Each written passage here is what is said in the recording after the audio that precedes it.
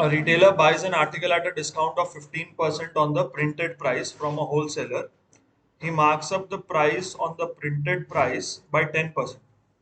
ठीक है, but due to competition in the market, he allows a discount of 5% on the marked price to a buyer.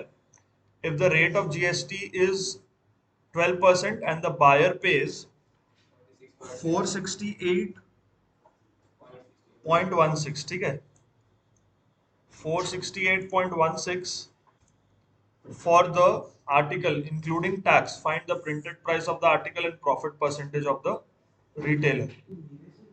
ठीक है, देखो, let the printed price be x.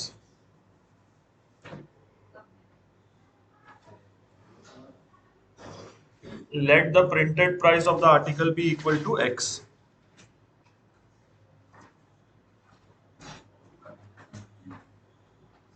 ठीक है, मान लेते हैं प्रिंटेड प्राइस कितना है, x है, ठीक है। अब उसको कितने का मिला, CP for the retailer x minus 15% discount,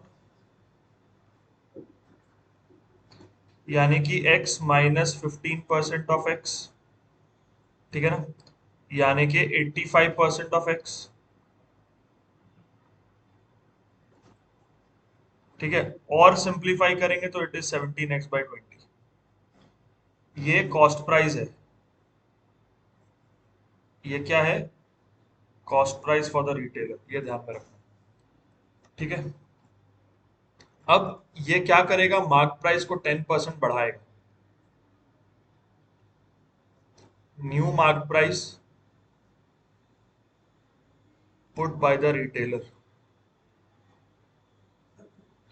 10% बढ़ाएगा, x plus 10%, it is 11x/10, ठीक है। अब न्यू मार्क प्राइस से वो 5% डिस्काउंट करके बेचेगा, SP for the retailer is new mark price minus 5%, यानी कि 95% of new mark price. Simply ऐसा लिख सकते हैं हम, ठीक है। 5 से कटेगा ये, 19 टाइम्स 5 से कट गया ये 2 टाइम्स, तो कितना हो गया 190 और 19 209x/200, ये ठीक है, कितने का बेचा। अब दिस इज एक्सक्लूडिंग टैक्स, ठीक है। टैक्स कितना है इस पे, 12%। अमाउंट कोई फर्क नहीं पड़ता, हाँ अमाउंट, क्योंकि कुछ नहीं बोला है तो डायरेक्ट 12% लगाएंगे। Amount paid by customer, amount paid by customer क्या होगा, 209x/200 प्लस 12%, तो इट इज 112% ऑफ 209x/200। लेकिन क्वेश्चन क्या बोल रहा है, कस्टमर कितना पे किया है, 468.16, मतलब यही है 468.16, 12% ऐड होगा तो 112% होगा, किसी भी चीज पे 12% ऐड होगा तो वो उसका 112% होगा, तो 112/100, 112% ऑफ किसका, 209x/200 का, ठीक है। अब यहां से x निकालते हैं हम लोग, 468, हम 12% नहीं निकाले, हम सीधा 112% निकाला है। वो तब होता 209x/200 प्लस 12% ऑफ, तो वो 100% प्लस 12%, यहाँ डायरेक्ट कर दिया 112%, ठीक है। 0.16 into 100 into 200 by 112 into 209, that is equal to x। अब ये पॉइंट हट जाएगा जब ये 100 से मल्टीप्लाई होगा, ठीक है, तो 46816 इंटू 200 बाई 112 इंटू 209, ठीक है। यहाँ तक कोई डाउट नहीं होना चाहिए। ये 0.16 पॉइंट खत्म हो गया क्योंकि 100 से मल्टीप्लाई हो गया ये। अब देखो ये 4 से कटना चाहिए, ठीक है, 4 1 जो 4, 4 11 जो 44, 4 7 28, 04, 4 से कट गया 28 टाइम्स, ठीक है। और फिर से कटना चाहिए 4 2 are 8, 9, 10, 11, 4 9 are 36, 4 2 are 8, 4 6 are 24, 7। ठीक है, उसके बाद 7 4 are 28, 7 1 are 7, 7 8 are 56, और ये सीधा इसका डबल 209 का डबल 418। तो x का वैल्यू कितना हुआ 2 इंटू 200, दैट इज 400। ठीक है, तो क्या निकालना था इसमें printed price, therefore printed price is rupees 400। ठीक बात है। अब हमें क्या निकालना है, profit percent of retailer. Profit percent of retailer निकालने के लिए क्या चाहिए, रिटेलर का सीपी, रिटेलर का एसपी। सीपी फॉर रिटेलर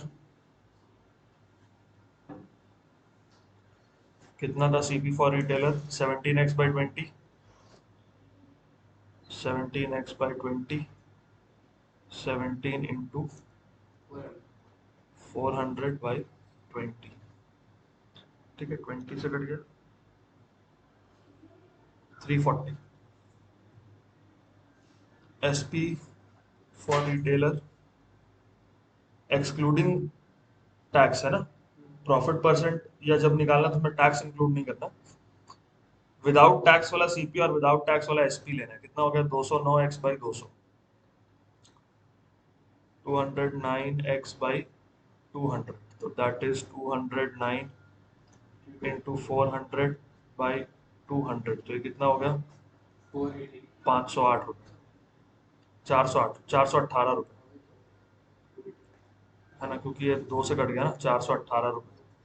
तो profit percentages, profit by CP into 100, profit कितना है 418 माइनस 340, सीपी इज 340 इंटू 100। ठीक है, तो ये हो गया 78/340 इंटू 100, तो ये और ये कट गया,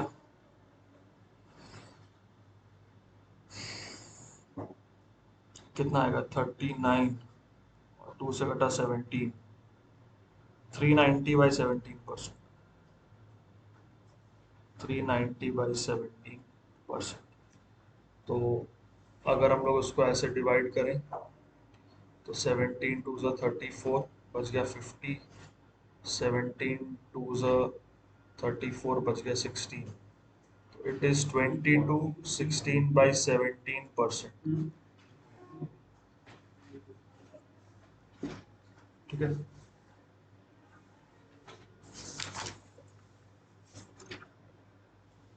ठीक है, ये आंसर